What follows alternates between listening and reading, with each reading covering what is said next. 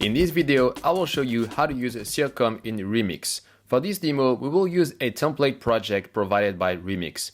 Go to the hamburger menu, click on Create Using Template, search for Circom, and we will use this project. This is our Circom circuit. It's a simple circuit that makes sure that a variable is the product of two other variables. When you download a Circom template, it automatically activates the Circom plugin. Alternatively, you can also activate the plugin yourself in the plugin manager. Let's go to the Circom plugin. You can choose the compilation target. You can activate auto-compile, and you can also compile manually. So let's click on compile. The next step is to run the setup. First, you have to choose the proving scheme.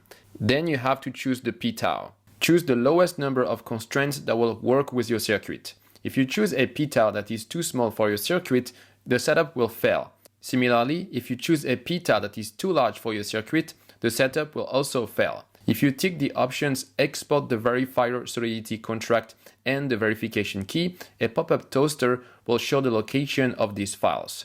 Then click on Run the setup. If everything went okay, you will see a green check mark here. Then you need to compute the witness. You provide the inputs here, then click on Compute. You should see a green check mark here if it went well. And finally, click on Generate Proof. The proof will be generated, and if you've exported the verifier call data, it will be put in a JSON file and a pop-up toaster will show its location.